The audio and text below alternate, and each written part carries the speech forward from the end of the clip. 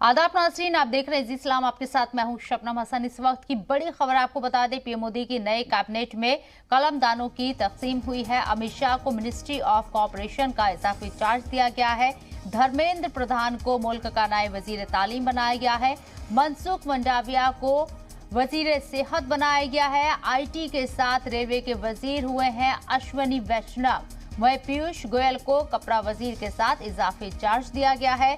ज्योतिरादित्य सिंधिया को शहरी हवाबाजी का जिम्मा दिया गया है। हरदीप सिंह पुरी नए पेट्रोलियम वजीर। अनुराग ठाकुर को खेल तो मीनाक्षी लेखी को वजारत खारजा में ममलिकती वजारत दी गई है। इस वक्त की ये बड़ी खबर आपको बता रही है, कैबिनेट में तौसी हो गई है और अब वजारत किसे क्या वजारत मिली है ये भी आपको बता रहे हैं। किसके हिस्से में कौन सा पोर्टफोलियो आया है, हमारे नुमाइंदे आसिफ इकबाल हमारे साथ मौजूद है। बात करने के लिए उनका रुख करते हैं। आसिफ, आज ही तौसी हुई शाम 6 बजे और अब मंत्रालय भी, मिनिस्ट्री भी तकसीम कर दी गई है। देखिए, बिल्कुल साफ था शबनम, आप ये सब समझ लीजिए कि सारी चीजें स्क्रिप्ट थी और ये सब कुछ तय था पहले से। देखिए, एक बात हमने जब शुरुआत में जब चर्चा किया था तो आपको याद होगा, हमने उस समय भी कहा कि देखिए वजीर आजम नरेंद्र मोदी जो है वो हर काम ऐसा करते हैं जिससे लोग हैरत अंगेज तरीके से हतप्रभ हो जाएं। लोग बोले अरे ये कैसे हो गया।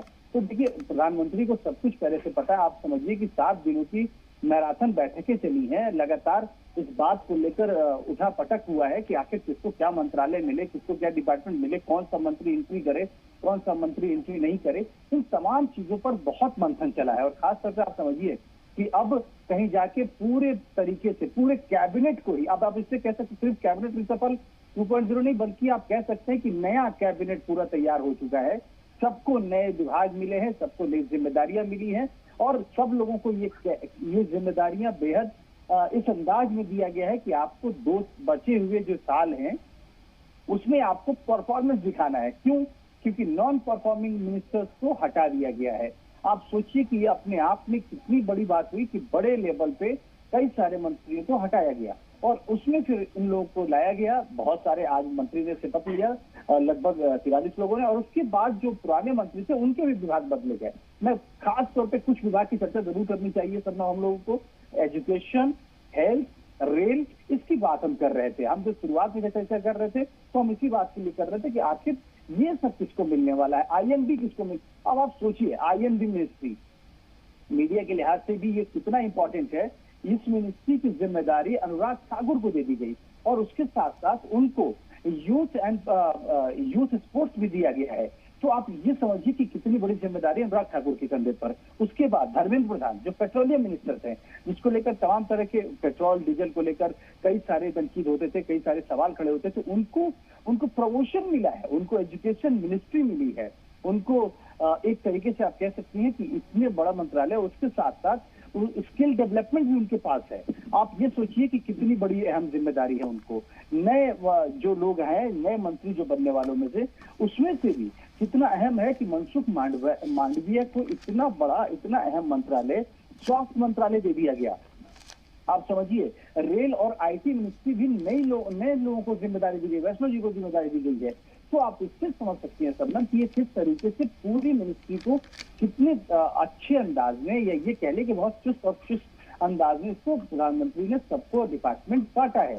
लेकिन सबसे जो बड़ी चीज, एक बात की चर्चा जरूर होनी चाहिए कि हम बिहार की बात कर ले। बिहार के 2 मंत्रियों को, इसमें 2 मंत्री बनाए गए हैं, नए मंत्री, जिसमें से RCP सिंह और पशुपति पारस। इन 2 लोगों के डिपार्टमेंट की अगर बात करें तो जितना बड़ा उम्मीद था, जितनी बड़ी ख्वाहिशें थी, जिस तरह से लग रहा था कि इतने जद्दोजहद, इतने उठापटक के बाद, इतने विरोध और तमाम चीजों के बाद अगर इन लोगों को मंत्रालय मिला, क्योंकि विरोध की बात इसलिए कर रहे हैं कि पशुपति पारस का विरोध चिराग पासवान कर रहे थे, तो RCP सिंह के विरोध में भी कई सारे लोग थे, क्योंकि माना ही जा रहा था कि RCP सिंह ने ललन सिंह मंत्री बनेंगे, लेकिन RCP बने। RCP को स्टील मंत्रालय दिया गया। आपको याद होगा कि स्टील मंत्रालय रसायन उर्वरक के साथ रामविलास पासवान ने देखा था।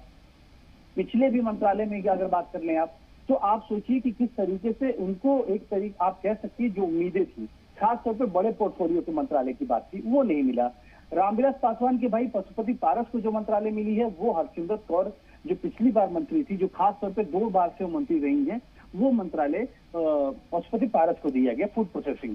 तो ये जो उम्मीदें थी सबनम, जिस उम्मीदों को लेकर ये बार बार चर्चा थी कि बिहार को बहुत कुछ मिलने वाला है, उस तरीके से हम आप कह सकते हैं, इस बात को दावा कर सकते हैं, ऑपोजिशन के लोग भी कह रहे हैं कि बिहार को उस हिसाब से नहीं मिला जो मिलना चाहिए था।